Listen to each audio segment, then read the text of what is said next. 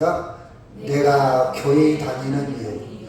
내가 교회를 다니는 이유는 뭘까? 여러분이 살아가면서 이런 질문에 대한 대답. 너 왜 교회 다녀? 네가 교회 다니는 이유가 뭐야?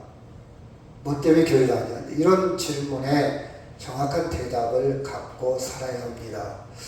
나는 왜 오늘 또 예배 드리나? 그죠? 여러분, 예배 안 드리는 사람 많잖아요. 그죠? 교회는 다니지만 또 예수를 믿는다고 하지만 이런저런 이유로 예배를 안 드리는 사람 많이 있습니다. 근데 여러분 지금 예배 드리고 있잖아요. 내가 오늘 왜 내가 예배를 드리지? 저는 살아가면서 나는 누군가? 난 지금 어디에 있지? 내가 살아가는 이유가 뭘까? 이런 질문을 자주 합니다. 종종 해요. 여러분도 내가 왜 오늘 또 예배를 드리나? 나는 왜 예수 믿는 사람인가? 여러분, 예수 안 믿는 사람 많잖아요. 그렇죠? 예수 안 믿는 사람 참 많아요. 근데 그 산에 보면, 그 산에 오는 사람마다 대화를 해도 많은 사람들이 예수를 믿더라고요. 또 어떤 사람은 믿는 것 같기도 하고 안 믿는 것 같기도 하고. 예수 믿는다는데 가끔 대화를 이렇게 들어보면, 그래도 제가 공휴일날은요, 남편하고 여행을 자주 가요. 토요일날, 주일날 여행을 자주 간대요. 그래서 그 사람은 여행 가서 예배를 드리나. 하여튼 추측만 합니다. 하여튼 나는 왜 예수 믿는 사람인가? 나는 왜 교회를 꼭 다녀야 되나? 여러분, 교회를 꼭 교회 안 다녀도 되잖아요. 누가 교회 안 다니는 거라고 해서 나는 교회를 왜 다녀야 되나? 그렇죠? 나는 교회에 나올 때 과연 설레임, 발걸음이 가벼운가? 아니면 무거운가?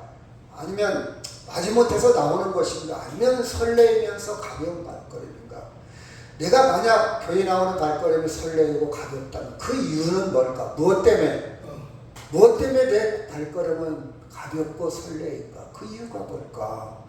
이렇게 우리는 자세하게 자기를 한번 탐색해 볼 기회를 찾아야 됩니다. 그렇죠? 자세하게. 마가복음 10장 22절 시작.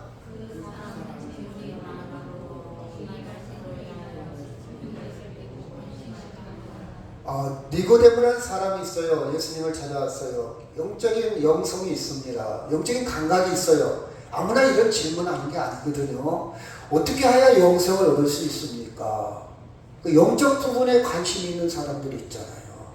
그렇죠? 그 영적인 사람이 영적인 부분에 강한 사람이 있고 약한 사람이 있어요. 예수님이 그랬잖아. 예수님이 볼 때 너 부자구나. 네가 세상을 살아갈 때 돈이 중심이고 돈이 네 생명, 돈이 네 인생에 책임지고 돈이 전부구나. 그걸 아시고 야 그거 다 내려놓고 나 의지할 수 있어? 생명의 완성은 돈이 하는 게 아니라 내가 완성하는데 나 따라올 수 있어? 다 내려놔라. 그랬더니 이 사람이 글쎄요. 나는 돈이 있어야 되는데요. 돈 없으면 불안한데요. 돈이 전부인데요. 가진 게 돈밖에 없는데요. 그래서 슬픈 기색을 하고 예수를 떠나갔습니다. 그러기에는 조금 힘듭니다. 생각해보고요. 여튼 그때 당시에 예수님을 떠난 사람. 본문도 보면 66절 시작. 그때부터 그의 제자 중에 많은 사람이 떠나가고 다시 그와 함께 다니지 아니하더라. 예수님 오늘 본문 속에서도 많은 사람이 예수님을 떠나갔어요. 예수를 따라다니다가 안 믿었다 이 말이에요. 그리고 다시는 예수와 함께 다니지 아니하더라 그랬어요. 교회 다니다 그만둔 사람 많습니다. 옛날에도 많고 예수님 당시에도 많다 이 말이에요. 그렇죠? 그 지금은 더 많을 수도 있죠. 그러면 우리가 이 본문을 이야기해서 조금 거슬려서 문맥을 조금 확장해서 살펴보아야 합니다. 여러분 6장에 처음에 오병이어 사건이 나옵니다. 오병이어 한문이 병자는 떡이라는 뜻이고 어는 물고기예요. 떡 5덩이와 물고기 2마리로 장정만 5,000명 되는 사람을 먹이셨어요. 어린아이 한 끼 식사량을 가지고 기적이 일어났어요. 먹을 것이 없는 베세다 들녘에서 깜짝 기적이 일어납니다. 사람들은 깜짝 놀랐어요. 나눠주고 나눠주고 나눠주는데도 끝이 안 나. 계속 나눠줬는데도 약 2만 명가량을 나눠줬는데도 들판에 사람들이 막 예수의 소문을 듣고 모여들었을 때 나눠줬는데도 끝이 안 나. 그 나중에 부스러기가 남았는데 12광주리에 남을 정도로 12제자니까 그래 나눠주고도 남았어요. 사람들이 깜짝 놀랐죠. 야, 기적이다. 전무후무한 사건이다. 그래서 이제 예수님에 대한 기대치가 컸습니다. 깜짝 놀란 사건이야. 근데 예수님이 그 뒤에 무슨 얘기를 보니 그 기적의 본질은, 그 기적의 의미는 내가 생명의 떡이다. 봐라, 너희들이 육신의 떡을 먹지 아니하면 육신이 살 수 없는 것처럼 내가 너희들에게 영원한 떡, 영원한 생명을 주는 양식이다, 떡이다. 이렇게 설명을 합니다. 거기서부터 사람들이 헷갈리기 시작하는 거예요. 이해가 안 되는 거예요. 주님 뭔 말이에요 도대체. 아니 당장 내가 빵을 먹는 건 이해를 돼. 내가 당장 물고기 음식을 먹고 오늘 기운이 나고 내 당이 안 떨어지고 내가 하루를 에너지를 얻어서 활동할 수 있고 이거 또 내리면 배고플 것이고 근데 이거를 내가 충족이 됐어. 이해가 되는데 생명의 떡? 여기서 또 어려워지는 거예요. 여기서 또 좀 힘들어지는 거예요. 왜? 그런 이야기를 들어본 적이 없어요. 이야기를 들어본 적이 없어요. 제가 엊그제 바닷가를 한번 갔는데요. 어떤 사람이 그래요. 이제 바닷물이 싹 민물이 되고 이제 썰물이 되고 이제 물이 쭉 이제 올라오기 시작하는 거예요. 물이 이제 썰물, 민물. 그 사람이 그런 거예요. 야, 물이 들을 때 노를 저어야 한다. 여러분 다 알잖아요. 근데 이게 뭔 말이에요? 모르는 사람들이 물 들을 때 노를 저어야 한다. 우리 설사님 대표로 해석해봐요. 무슨 뜻이죠? 네? 물 들을 때 노를 저어야 한다. 물이 들을 때. 네? 설사님 똑똑하신데 이 말은 기회를 놓치지 말라. 다 찬스가 있다. 때가 있다. 여러분 물을 들을 때 노를 저으면 금방 들을 수 있어요. 근데 물이 나갈 때 노를 저하고 나오려면 힘들잖아요. 거꾸로 가니까. 물이 들을 때 그 기회를 네가 돈 벌으실 때 벌어야 된다. 너 일하실 때 일해야 된다. 항상 때가 기다려주는 게 아니다. 그 뜻이잖아요. 제가 이해를 잘못했나요? 보통 그런 생각을 합니다. 근데 이게 뭔 말이요? 야 그게 뭔 말이요? 그게 뭔 말이요?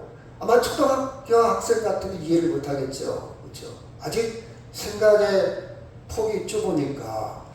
자, 오병이어를 가지고 물고기 5덩이, 떡 5덩이 물고기 2마리 가지고 5,000명을 먹였을 때는 이해가 됐어요. 먹고 사는 문제 민감하잖아요, 여러분. 실생활이잖아요. 매일 학습하고 매일 습관, 매일 먹고 사는 문제에 젖어 살았죠. 이해가 됐는데 생명의 떡이라는 말은 이해가 안 되는 거예요. 뭔 말이에요 도대체. 어떻게 보면 철학적인 것 같기도 하고 영적인 문제죠. 예수님은 생명의 떡이라서 같이 한번 읽을까요? 시작.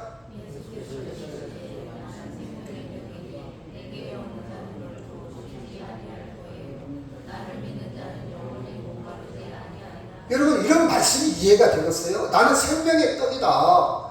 당신이 떡이라는 거예요. 아니 사람이 떡이라고? 이렇게 이해할 수 있어요. 문드라 머리 늘어라 비유잖아요. 어떻게 눈이 머리를 듭니까? 어떻게 눈이 머리가 있어요? 물론 저쪽은 머리 부분 문을 가지고 이쪽 팔 부분 이렇게 표현할 수 있지만 눈은요 무생물이에요. 나무가 어떻게 머리를 듭니까? 이게 표현, 비유법, 언어적인 표현이죠. 이걸 이해를 해야 되잖아요. 이해가 안 되는 거예요. 나는 생명의 떡이다. 내게 오는 자는 결코 줄이지 않는다. 어떤 사람도 이렇게 이해할 거예요. 예수님이 먹을 걸 다 넣어준다. 그러니까 예수만 따라다니면 내가 배고프지 않을 것이다. 그런데 거기까지는 좋은데 나를 믿는 자는 영원히 목마르지 않는다. 영원이란 말이 뭘까? 생각이 있는 사람이라면 헷갈리기 시작하는 거예요. 왜? 지금까지 그런 언어를 들어보지 않았다 이 말이에요. 저는 설교하면서 고민하는 게 있어요. 우리는 자주 쓰는 언어인데 예수 안 믿는 사람들은 그 언어를 처음 들어봐요. 교회 안에서만 쓰는 언어가 있잖아요. 예를 들어서 우리 장로님 계시지만 장로님이 쓰는 전문 용어가 있어. IT나 지금 쓰는 딥페이크 같은 거. 딥페이크가 뭔 말이에요? 나는 이 TV가 이 TV는 국민 상대로 대중을 상대로 우리가 표준말의 기준이 중요사회 서울말, 현재 중요사회 서울말로 한다고 기준이 있거든요. 근데 이 나이 드신 분들은 딥페이크가 뭔 말이에요? 다 영어요. 이거 이해가 되려나? 이거 뉴스를 들으면서 나이 드신 분들 이게 무슨 말이에요? 영어를 모르면서 이게 무슨 말이야? 근데 굉장히 막 섞었어요. 막 아나운서들이 조금 해석을 조금 쉽게 아나운서만큼은 뭐 전문가에 그렇게 쓴다고 하지만 아나운서만큼은 좀 쉽게 표현해야 되는데 처음 듣는 사람 저기 뭔 뜻이요? 물론 듣다 보면 그냥 뉘앙스 그냥 대충 그런 뜻이나 보다 이렇게 이해가 되겠죠. 근데 영어를 모르는 사람들은 그 자체 말 자체가 어렵다 이 말이에요. 영원히 목마르지 않는다. 어렵다 이 말이에요. 41절 시작.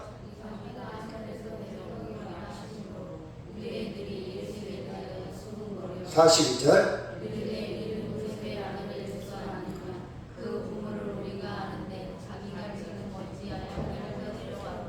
이해가 안 되는 거예요.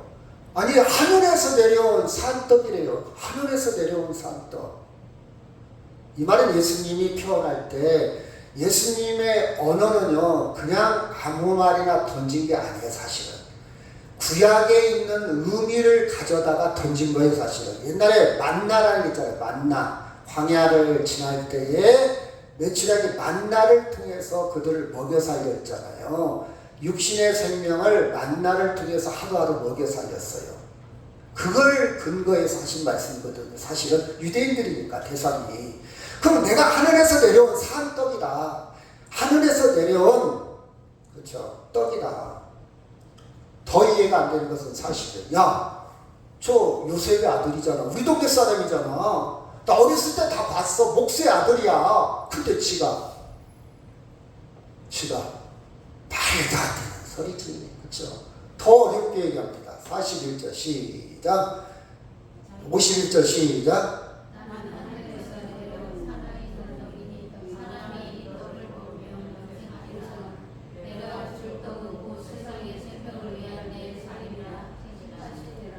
(51절) 시작.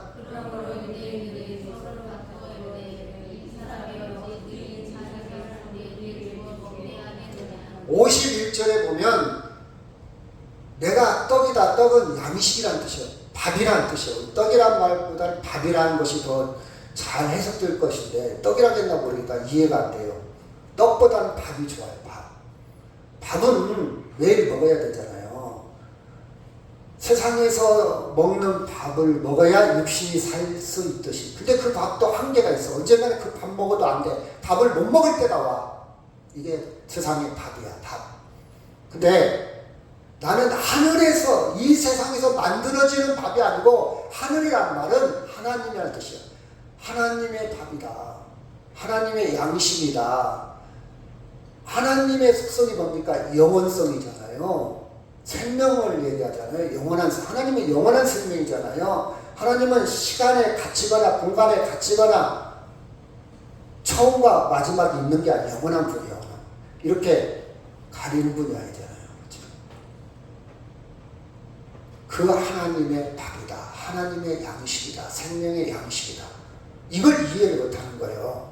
51절도 보니까 그러므로 유대인들이 서로 다투어 이르되 서로 열이 나는 거예요. 서로 침튀기면서 말하는 거니 이 사람이 어찌든지 자기 살을 지금 유대인들은 계속해서 예수님을 인간으로만 접근해요.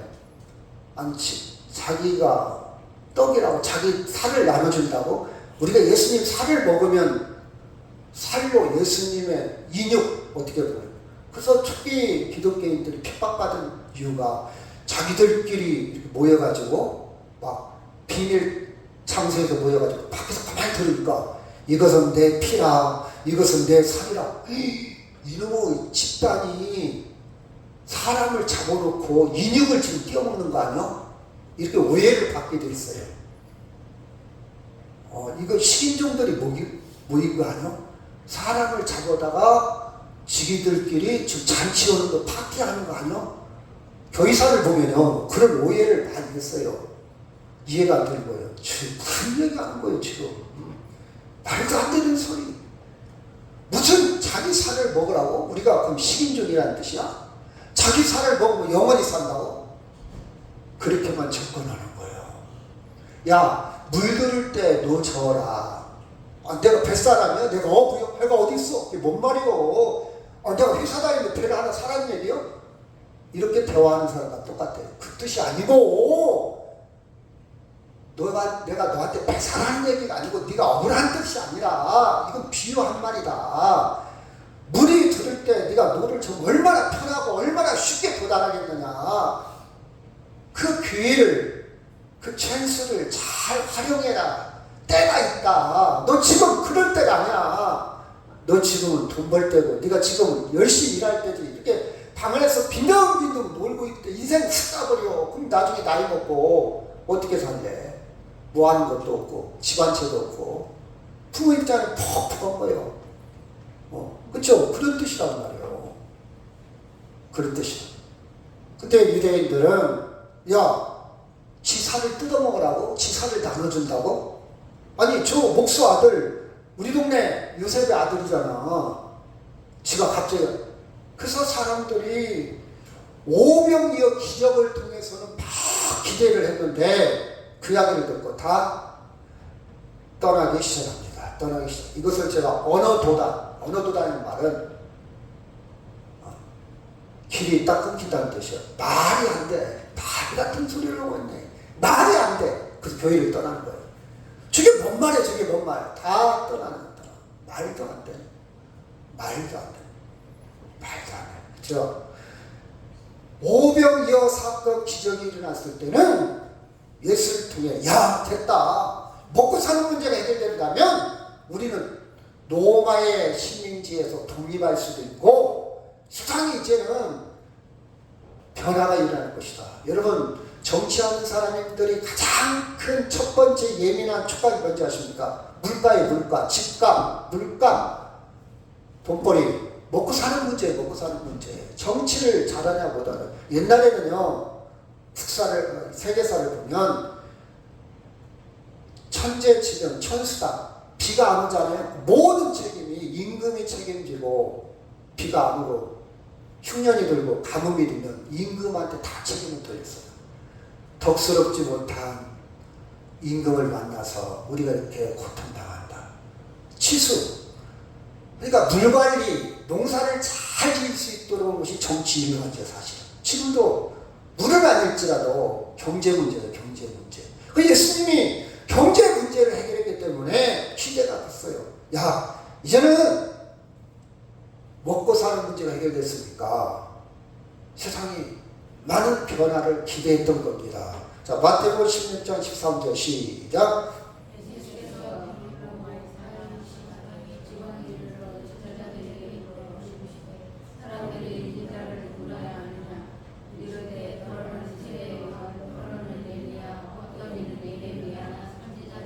그래서 많은 사람들이 예수님이 나름 우리를 변화시킬 거다. 변화라는 것은 복지 문제, 먹고 사는 문제, 사회 부조리, 노마의 학정, 탕과놀이, 약한 자가 사회적 약자들이 힘들게 사는 이 사회를 변화시킬 거다. 그 변화시키는 사람이 누굽니까? 선지자들, 세례요한 같은 사람. 여보시오, 정부가 부패했습니다. 세례요한이 그랬잖아요. 회개하십시오. 그렇죠? 엘리야, 능력 있는 에레미야. 그렇죠? 예수도 그런 일을 할 수 있겠지. 이 땅을, 이 세상을 좀 변화를 가져오겠지. 기대를 했어요. 자, 요한복음 6장 본문이죠. 본문 바로에 14절 시작. 그 사람들이 시작.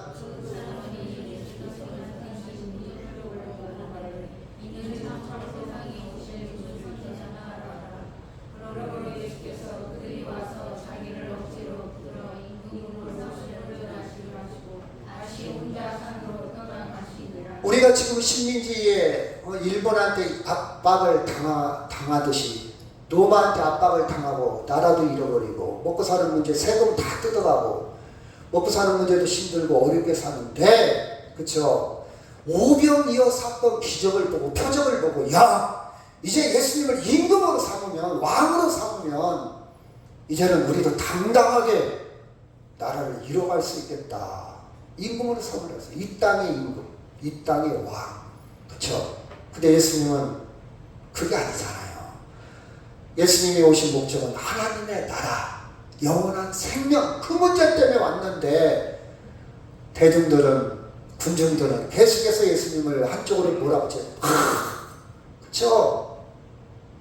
한쪽으로 몰아붙이는 거예요. 한쪽으로. 사람들의 기대치는 세상을 새롭게 하고, 이제는 우리도 로마에서 독립도 하고, 이제는 먹고 사는 문제 해결도 하고, 지상 천국을 이룰 수 있겠다. 그래서 예수님을 따라다니기 시작했어요. 그렇죠? 그런데 예수님은 엉뚱한 얘기를 합니다. 54절 시작. 내 살을 먹고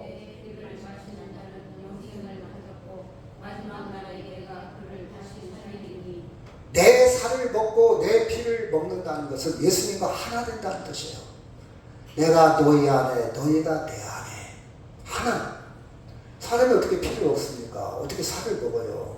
말이 안 되잖아요. 사람 살을 어떻게 먹어요? 우리가 예수님이라고 사람, 너희가 내 안에. 우리가 성찬식 오늘 하는데 성찬식도 예수님의 살을 의미하는 빵과 예수님의 피를 의미하는 포도주를 먹고 마심으로써 예수님과 내가 하나 되었다. 내 몸속에 스며들었다.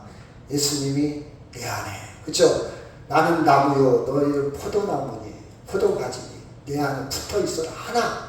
일체 하나. 그렇죠? 믿음으로 하나 되는 거예요. 자, 부부가 분명히 남자와 여자입니다. 근데 하나라. 부부는 일심동 하나라는 뜻이에요. 마음으로 하나 되고 정신적으로 하나 되고 한 집안에서 함께 같이 사는 게 하나라는 의미예요. 하나. 물론 개체는 달라요. 그런 의미에서 하나예요. 우리가 예수 믿는 것도 예수님과 하나라는 뜻이요. 나는 때는 죄 짓고 예수님과 전혀 다른 삶을 살아갈 때도 많지만 본질의 의미에 있어서 하나.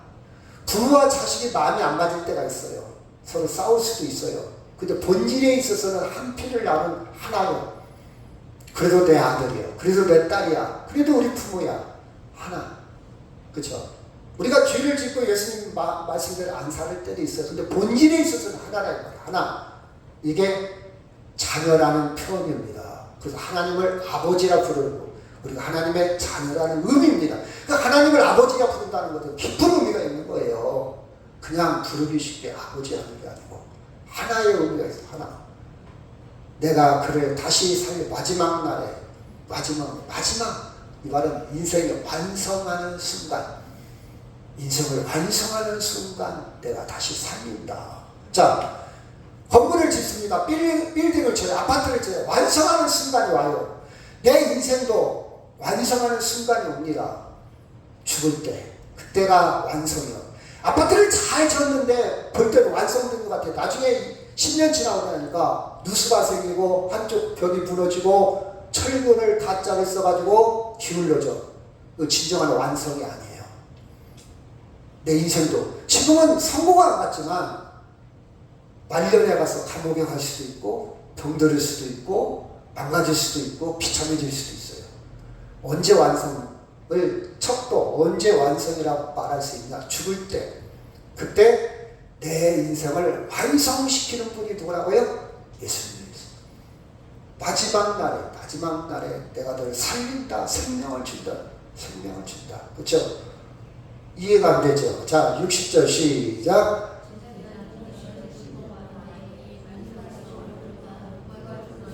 61절.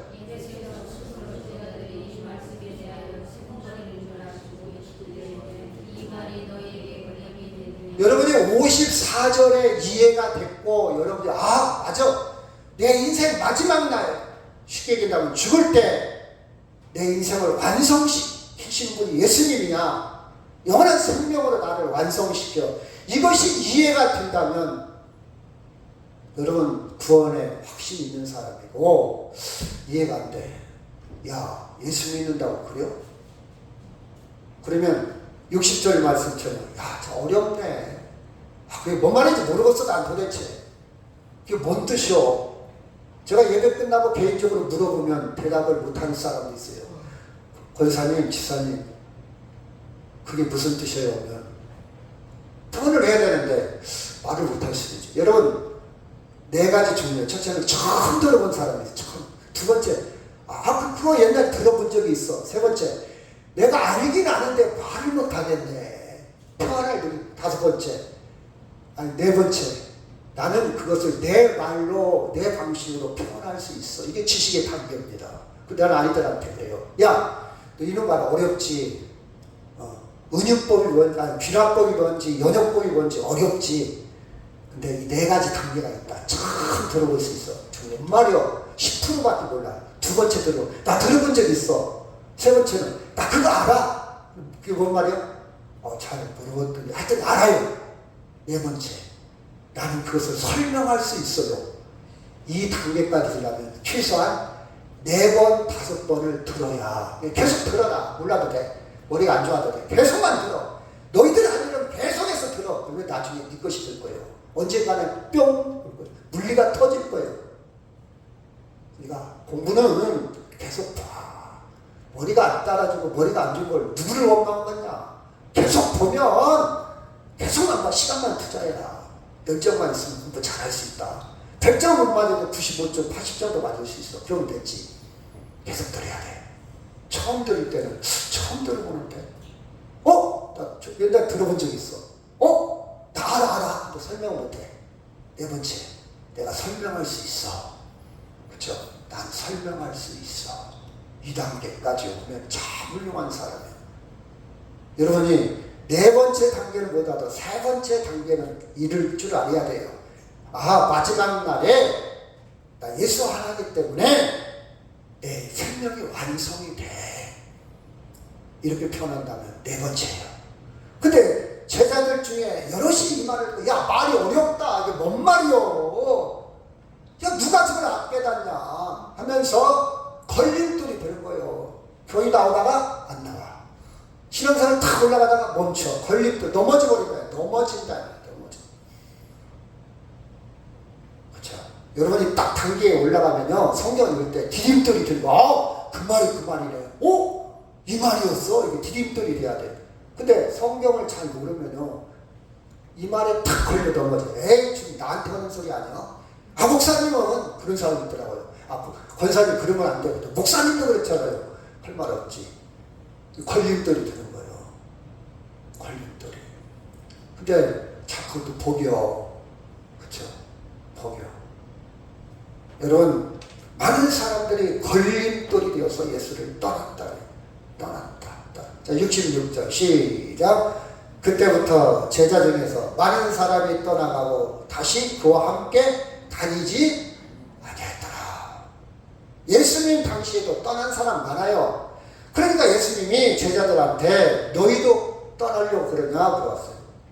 떠날 거냐 물어봤죠. 그렇죠? 그랬더니 시몬 베드로는 아주 열정을 가진, 항상 모든 대답은 시몬 베드로부터 하잖아요. 자, 68절 시작.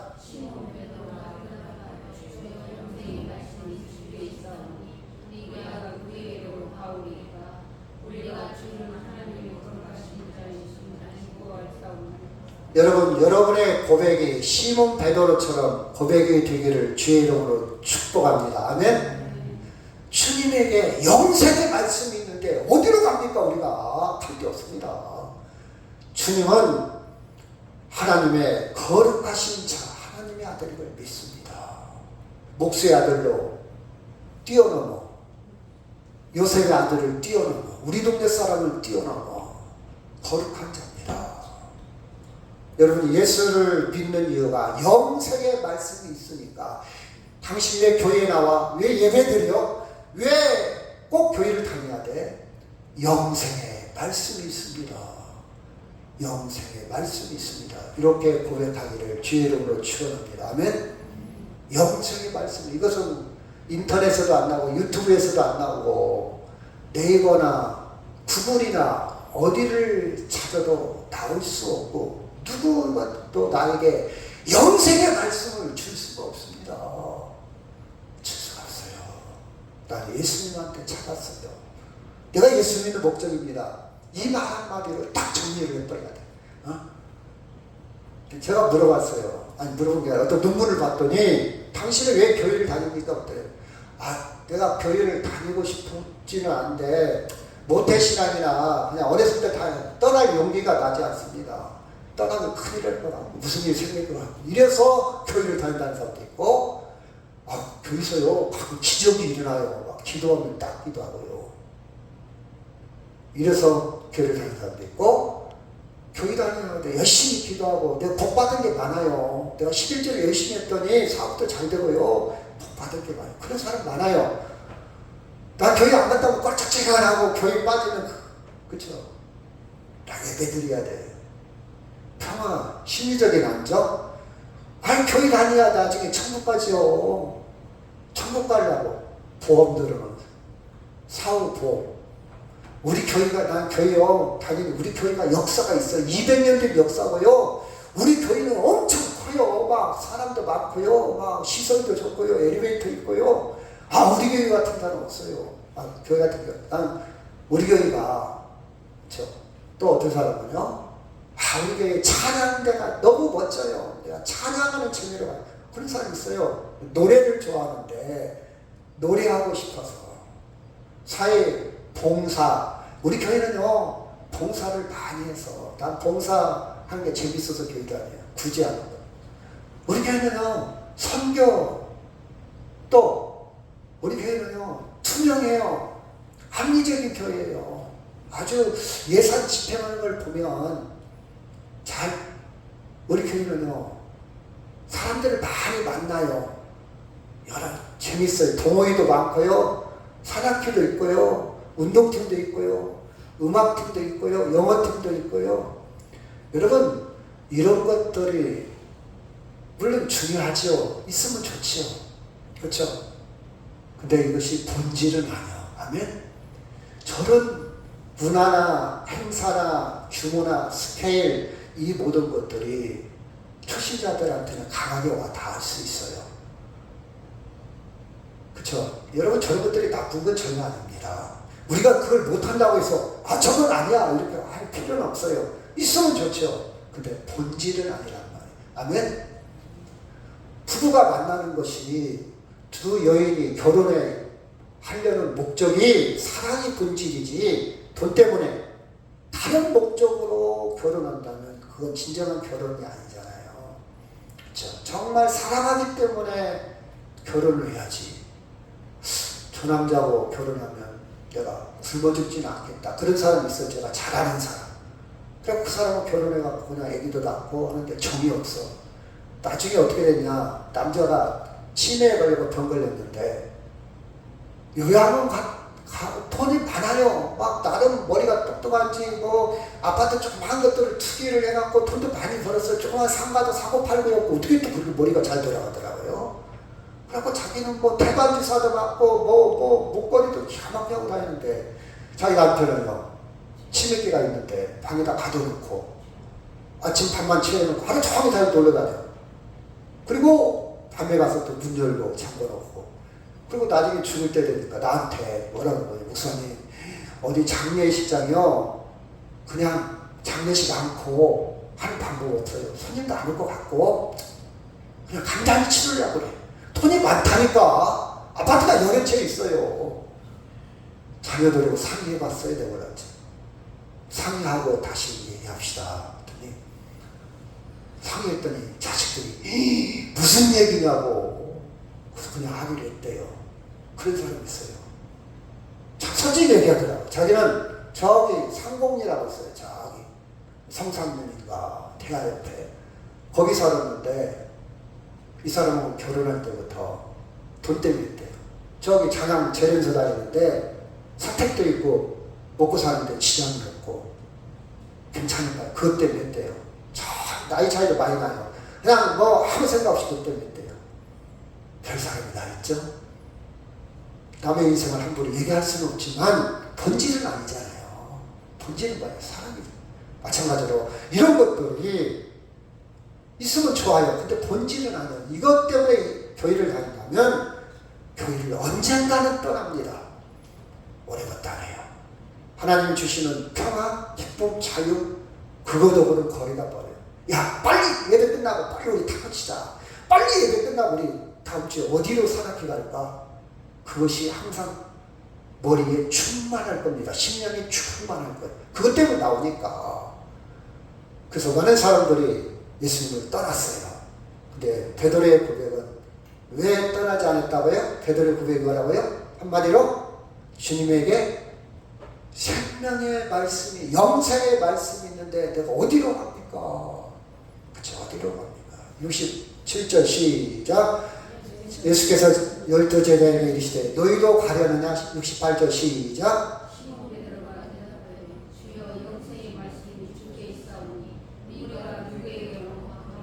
우리가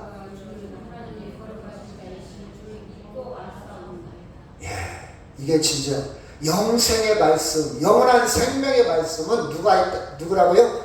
예수 그리스도. 예수님 자체가 말씀이요. 예수님이 영원한 생명의 떡이라 이 말이에요. 영원한 생명이요. 예수님이 영원한 생명이 뭘까? 조금 이해하고 들어갑시다. 영원한 생명이 뭘까? 여러분, 영원하다는 것을 이렇게 한번 얘기해요. 여러분, 제가 수학을 좋아하는데 비율을 이 세상에서 가장 큰 수가 있을까요? 없을까요? 있어요? 없어요? 있어요. 그 수가 몇일까? 그 영원한 수가 몇일까? 거기다 플러스 1만 더하면 숫자가 몇일까? 몰라요. 셀 수가 없어요. 표현할 수 없어요. 그냥 영원한 수예요. 막연해. 추상적이요. 이것이 인간의 한계예요. 인간은 있다는 것을 그냥 관념적으로 믿어도 말할 수 없는 게 인간이에요. 이 세상에서 가장 큰 수가 끝이 없어요, 여러분. 끝이 없어. 인간은 그것을 알 수 있다, 없다? 없다. 없어요. 여러분 봐봐요. 인간은요, 하루살이보다는 오래 살아요. 그렇다 할지라도 인간은 언제가 죽는다, 안 죽는다? 죽는다. 영원하지 않다는 거예요. 죽는 거 영원하지 않다는 거예요. 안 죽으려고 빨리 도망하지 마세요. 다 죽어. 너도 죽고 나도 죽고. 근데 좀 더 오래 살고 싶죠. 근데 오래 사는 거 언제까지 오래 사냐? 근데 끝이 없어. 90? 당신 90 먹고 딱 죽어야 돼? 말은 그렇지. 난 오래 살고 싶지 않아. 말은 하니까. 그때도 봐봐. 좋은 거 다 챙겨 먹어. 운동하는 것 봐. 오래 살으려고. 저도 있어요. 여러분, 우리 인간은요, 속이 시커매요. 따라합시다. 나는 속이 시커매다. 목사님, 난 속이 시커매지 않는데요. 그럼 본인은 그렇다고 생각해요. 근데 저를 보니까 인간은 그래요. 니나 나나 비슷비슷해. 잘났으면 얼마나 잘나요. 비슷비슷해요. 배웠으면 얼마나 배웠고 알면 얼마나 알겠어요. 약간의 차이 다 시커매요. 그래서 우리는 누가 필요하다? 예수님이 필요해요. 온전하게 나를 완성시킬 예수님이 필요해. 예수님이 필요해요. 예수님이. 그렇죠? 예수님이 필요해요. 그렇죠? 자, 예수께서 시작.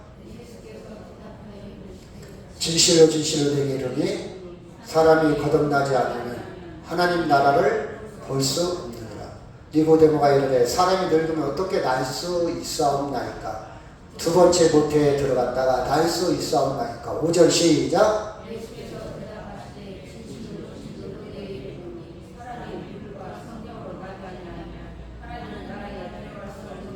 육으로 나는 것은 육이요 영으로 나는 것은 영이니. 7절 시작. 8절 시작.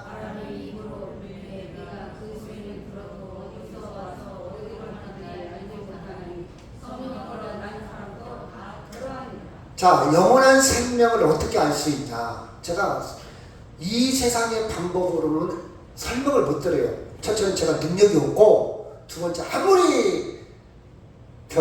아무리 증명을 잘한다 할지라도 한계가 있어요. 여러분 봐봐요. 제가 유괴인을 만났다고 봅시다. 유괴인을 만나갖고 여러분한테 설명을 한다고 봐요. 그러면 제가 설명할 능력이 내가 아는 만큼에서 끝날 거예요. 야, 나 위기인 만났는데 생긴 거 이렇게 생겼고. 그럼 여러분이 저한테 전달받은 것이 정확할까요? 아니요. 저보다 위기인에 대해서 더 전문가는 더 자세히 설명하겠지. 그런데 위기인이 아닌 이상 100% 전달할 수가 없어요. 제가 만났다고 해도 마찬가지로 영원한 생명, 영생에 대해서 설명을 해도 잘 설명할 수 없어요. 한계가 있어요. 여기 보니까 뭐라고 그러니 거듭난다 하니까 이 니고데모도 똑똑한 사람이에요. 학자예요, 학자. 교수요, 교수. 니고데모가 뭐라고 그러니 어머니 뱃속에 들어갔다가 다시 나오는 겁니까? 이거밖에 이해가 안 돼. 왜? 자기가 아는 지식, 경험, 자기가 아는 정보는 그거밖에 이해가 안 되는 거예요. 이해가 안 되는 거예요. 여러분, 영원한 생명을 여러분이 아직도 이해가 안 될 거예요. 근데 점점 가까이 가면 어떤 사람은 이만큼 누려, 어떤 사람은 이만큼 누려, 어떤 사람은 이만큼 누릴 수가 있어요. 그 세계를. 제가요, 미술의 눈으로 보는 미술과 미술의 역사에 대해서 요새 책을 좀 많이 봐요. 재미가 있어서. 미술을 보는 눈이 좀 더 밝아져. 미술을 감상하는 생각이 좀 넓어져. 마찬가지로 영적인 부분은 물과 성령으로 거듭나. 물과 성령이 뭔 뜻이냐? 물은 회개라는 것을 상징한 회개. 옛날에는 회개가 뭐냐? 세례받을 때 물속에 들어갔다 나왔어요. 지금 약식으로 그냥 물만 이렇게 물 붙여서 이렇게 하죠. 세례받을 때. 이 말은 물로 씻겼다 하면 깨끗해졌다. 상징하는 거예요. 상징. 그것도 상징이야. 물 좀 목욕탕 갔다 오면 다 깨끗해지는 거 아니잖아요. 나 목욕탕 가서 나 깨끗이 씻었어. 이렇게 말하는 사람 진짜 환장하지. 그런 뜻이 아니고 상징이에요, 상징. 너는 죄사함을 받았다. 죄가 깨끗해졌다. 이런 뜻이에요. 물이라는 뜻은. 죄사함 받고, 죄사함 받아야 됩니까? 예수 믿기를 회개하고, 나 예수 믿기를 했습니다. 나 예수님이 나의 구주입니다. 이렇게 회개하고, 그 다음에 성령은 영은 하나님이 너를 네 마음을 움직여야 하나님의 사람이 된다 그 뜻이에요. 하나님이 하시는 일이다 그 뜻이에요. 내가 아무리 뒤에 나오죠. 궁리라는 말은 생각하고 궁리해요. 한문으로 궁리해도 이해가 안 된다 그 뜻이에요. 이건 영적인 문제다. 너는 지금 육적으로만 계속 접근하려고 그러지. 어머니 뱃속에 들어갔다 나왔다? 산부인과 의사가 넣었다 뺐다? 그 뜻이 아니라 이건 육의 생각은 육이고 영적으로 생각해야 돼. 영은 하나님이 하시는 일이다 그 뜻이야. 성령이 한다는 말은 하나님이 하시는 일이다. 그러니까 여러분이 오늘 예배하는 것도 본질적으로 누가 있다고요? 하나님이 있다는 거예요. 이거 신비스러운 축복이라 이 말이에요. 나 오늘 교회 나왔어? 나 예배 드렸어? 이 정도에 끝나는 게 아니라 하나님이 내 발걸음. 여러분 봐봐요. 오늘 사정이 있어서 못 나온 사람, 몸이 아파서 못 나온 여러 사람이 있잖아요. 나오고 싶어도 못 나온 사람. 하나님이 기적의 기적. 기적의 기적. 그렇죠? 놀랍게 너 생각하지. 너 이상하게 생각하지 말라 그 뜻이에요. 8절. 여 바람 봐라 바람. 네가 보는 것이 바람 보이냐? 그저 바람 불잖아. 네가 경험한 거 보는 것만 다 갖고 판단하지 마. 바람은 어떻게 느끼냐? 시각으로, 촉각으로, 체감으로 느끼잖아. 바람이 부나 안 부나. 소리로 느끼잖아. 눈은 보이는 건 아니잖아. 물론 나뭇잎을 보고 느끼지. 그 바람이 보이는 건 아니지. 나뭇잎이 흔들려 보이지. 영적인 것은 믿음으로 하나님 하시는 일이야. 그렇죠? 자, 한 번 들은 거예요. 니고데모가. 두 번 듣고 세 번 듣고 나중에 이제 믿음이 성장할 텐데 여기서 한 번 듣고 떠나버렸어. 나 헷갈려. 나 교회 안 다니냐고 떠나버린 거예요. 그렇죠. 학생들한테 두 번 듣고 계속 듣기만 해. 그런 믿음이 생기는 거야. 자, 요한복음 14장 20절 시작. 그날에는 내가 아버지 안에 너희가 내 안에 내가 너희 안에 있는 것을 너희가 알리라. 제가 이렇게 길을 가다 보니까 저기 뭐라 써있는 어떤 교회 앞에 예수 믿고 천국에서 만납시다 써있더라고요. 맞은 말이에요? 틀린 말이에요? 맞은 말이 틀린 말이에요. 맞은 말이에요. 그 정도 되면 초등학교 수준 30%만 이해한 사람이야. 예수 믿고 나 저 사람 만나기 싫은데 천국에서 또 만나면 돼요? 안 돼요? 대답해봐. 나 저 사람 진짜 만나기 싫어. 당신은 똥겨놓네. 나 싫어. 나 그만 살아야지. 한번 살았으면 됐지. 근데 천국에 또 만나? 여러분, 천국에서는 전남편, 후남편, 옛날 첫 번째라고 두 번째, 친척, 형제, 그런 관계가 참 많아요. 세상 것으로 계산하지 말라고. 천국 가면 막 개털모자를 쓰고, 천국 가면 막 굶어 만든 집에 살고, 봉사하고, 헌금 많은 사람은 조그만 오두막집에 살고, 그럼 천국이 아니지. 천국에서 다시 만난다는 말은 초등학교 수준이에요. 맞는 말인데, 초등학교 수준. 우리는 그 수준을 뛰어넘어야 돼요. 세계교회들은. 여러분, 이해돼요? 그렇죠. 세상 것으로 이해하거나 세상 것으로 생각하지 말아요. 그 이상의 것이 그 이상. 그래서 아버지 안에 내가 아버지 안에, 너희가 내 안에, 내가 너희 안에. 이것을 세상 방법으로 이해하려면 이해가 되었어요. 어떻게 안 해? 안 해? 어디 속에 들어가? 아니야. 예수님 속에 내가 들어가? 그건 아니잖아요. 하나가 돼. 하나가 됐기 때문에 우리가 하나님의 자녀가 되는 거예요. 아멘? 영원한 생명을 가진 자는 똑같은 공간, 똑같은 시간, 똑같은 장소에 있어도 지리하다. 예를 들어 봅시다. 자, 제가 엊그제 어떤 사람한테 물어봤어요. 지금 며칠 남았어 그랬더니 그 장병이 자기 제대하는 날을 일자로 세고 있더라고요. 2달 남았어요. 1년 반 남았어요. 이렇게 생각하는 게 아니라 며칠? 452일 예를 들어서 이렇게 남았대. 똑같은 24시간이지만 군대 간 녀석들은 하루가 굉장히 멀어. 빨리 좀 갔으면 쓰겠다. 그렇죠? 똑같은 24시간 살지만 감옥에 있는 사람은 빨리, 왜 이렇게 하루가 빨리다, 이 감옥에 나가고 싶다. 하루가 너무 길어. 근데 똑같은 24시간 살지만 사랑하는 사람과 같이 있으면 왜 이렇게 하루가 빨리 가?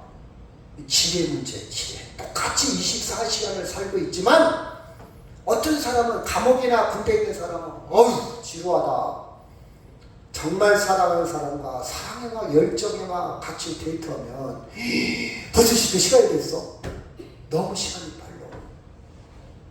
여러분이 영원한 생명을 가진 사람은 천국에서 만나보자 그 정도가 아니고 지금 내 안에 예수님이 계시고 영원한 생명이 있다는 것을 인정하고 인식하고 영성이 예민한 사람은요 인생이 행복해. 어떤 상황에서도 감사, 어떤 상황에서도 불안하지 않습니다. 아멘? 불안하지 않아요. 어떤 상황에서도. 그렇죠? 그래서 영원한 생명은요 단순히 오래 가는 것. 여러분 그런 말 종종 하잖아요. 오래 사는 게 중요해요. 질이 문제지, 질이. 요양원에서 오래 사는 뭔데? 그 말이 맞는 말이에요. 영생의 개념도 그런 개념이에요. 오래 늘여놓은 게 아니고, 그렇죠? 영생은요 단순히 그냥 숫자 24시간 똑같은 숫자가 아니라, 그렇죠? 의미가 충만한 시간이야. 마치 사랑하는 사람과 데이트하는 시간이야. 들떠. 제가 좋아하는 단어 딱 2가지 있어요. 설레임, 행복. 설레임. 오늘 하루 일을 하는데도 막 설레. 9월달이 설레. 행복. 설레면 살자. 막 아직 일어나지도 않는데 꾸어다가 막 근심하고 걱정하고 때가 되면 다 해결될 걸 막 미리미리 막 걱정, 근심 막 스트레스 받고 그렇게 살지 말자고. 왜 이렇게 불쌍하게 사냐고. 당한 일도 해결하기 힘든데 뭐들은 일어나지도 않는 미래 것까지 막 끌어다가 걱정하고 사냐고. 그날 걱정 그날 가서 해. 아멘? 행복하게 사시길 바랍니다. 나는 예수님과 데이트하고 있어요. 감옥이 아니야 지금. 마지막 날 하나님의 때, 구원의 때, 내 인생이 완성되는 때예요. 내가 지금 예수 믿어도 아픔도 당하고 질병도 찾아오고 어려운 일을 당해요. 아직 미완성, 공사 중이에요. 공사 중 지금. 그지만 공사 중이지만 미완성이지만 미래가 있어. 집을 짓기 시작해서 슬퍼합니까? 언제까지 언젠가 집이 지어진다는 것을 기대하면서 집을 짓고 있잖아. 지금 내 인생이 아직 창문도 안 달았어. 기둥도 없어. 근데 미래가 있어. 소망이 있어요. 완성되는 때가 있단 말이에요. 그럼 집 짓는 사람은 즐거울 거예요. 완성의 때, 그게 완성의 때. 그렇죠? 여러분, 나이가 먹어가면서 중압감이, 내 나이가 벌써 1년 먹네. 좋은 세월 다, 또 질병, 검사했더니 막, 나 심혈관에 문제가 있다, 뇌혈관에 문제, 골격계에 문제가 있다, 이러다 무슨 일 걸리면 막 조금만 더도 병원, 질병, 염려증이라는 게 있어요. 질병 코드에 염려증. 이거 암 아니야? 신장? 이거 신장 망가진다. 이거 간에 이상한 거 아니야? 막 병원 가서 막 이것저것 검사 다 해봐. 염려증이라는 게 있어요. 그쵸? 막 중압감에 시달려. 불안하고 초조해. 또 어떤 사람이 이렇게, 야, 인생 별거 있어. 다 죽는데 뭐. 죽으면 끝이야. 이렇게 사는 사람도 있어요. 그쵸? 살아요. 어떤 사람은요, 자기 성취, 내가 죽기 전에 꼭 해야 할 일이 있어. 내가 죽기 전에 막 집착하는 사람 있어. 어떤 사람은 우울해, 허무해.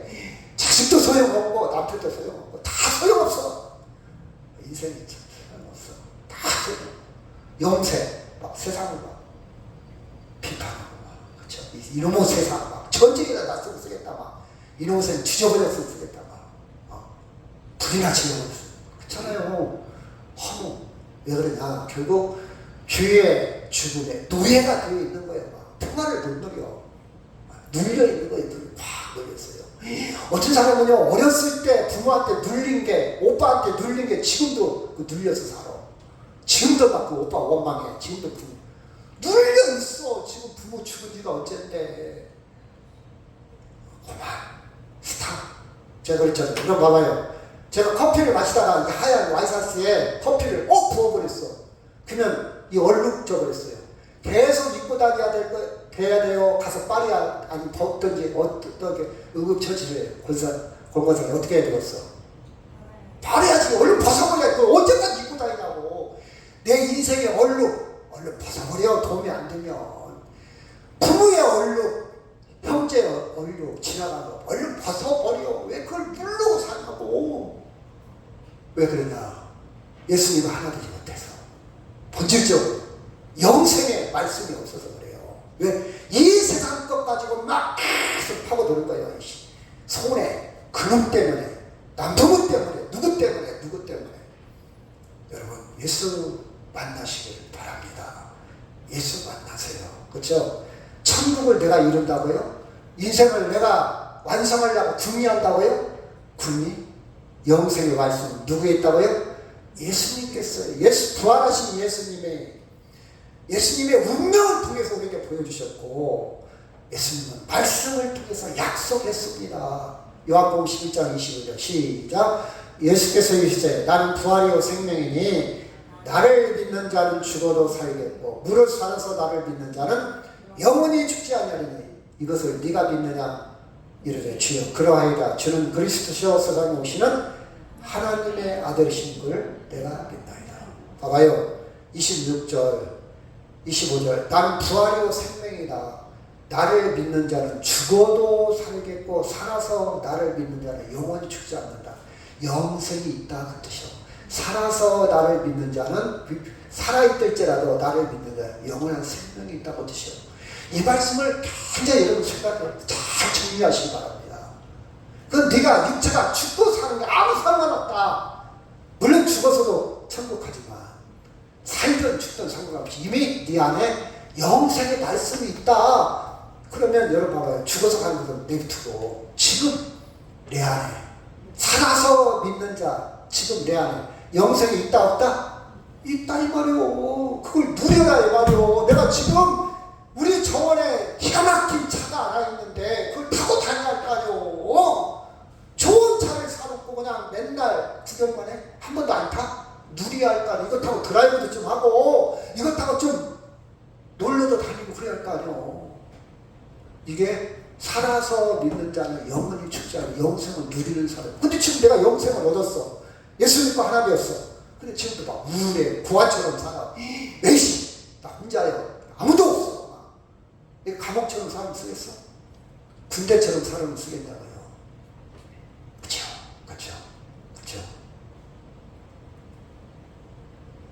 예수님은 세상 종교법, 세상 노마법으로는 사형당했어요. 수치, 조롱, 비참한 죄, 피투성이의 시체를 하고 제자들 다 떨어져서 인생이 망가졌어. 완전히 실패해요. 세상 공식으로 딱 대입을 해봤더니 그랬더니 하나님의 공식에 넣어봤더니 요한복음 14장 19절 3절 시작. 예수께서 신포도주를 받으신 후에 이 시대에 다 완성을 봐요. 완성. 이 예수님의 방식이야. 우리는 이 예수님의 방식을 따라가는 사람이야. 아멘? 다 이뤘어. 우리. 여러분 인생을 완성한 거예요. 인생 성공한 거예요. 인생 성공한 거예요. 나를 믿으면 삶이다. 사는 게 성공이지. 영원히 사는 거 다 이룰 거예요. 그렇죠? 제자들은 이 사건을 역사 속에서 체험했어요. 예수님을 그대로 경험했어. 경험하더니 이제는 다시 모였어요. 다시 모였어. 이제는 논리적으로 따지지 않아. 과학적으로 따지지 않아. 야, 사람은 죽으면 끝이 뭔 얘기하는 거 헛소리야. 그걸 그렇게 안 따져 이제. 그러니까 뭐라고 해도 그래요. 네 생각. 이런 노마법이나 율법으로 완성이 안 됐던 것이 완성이 됐어요. 이제는 죄와 죽음에서 진정한 자유를 얻었어요. 죽으면 이제 문제가 아니에요. 이제 다시 사는데, 다시 사는데 영원한 생명을 확인했어요. 그때부터 삶이 변화되기 시작했는데 가슴이 뛰기 시작했어요. 율법, 노마법 아무것도 아니에요.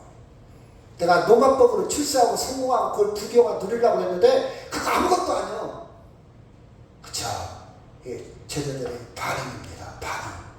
우리는 예수 믿는 사람들입니다. 예수 그리스도의 영생의 말씀을 믿고를 또 예배하는 사람들. 그렇죠? 그래서 예수님을 통해서 생명을 경험하고 약속을 받은 사람이에요.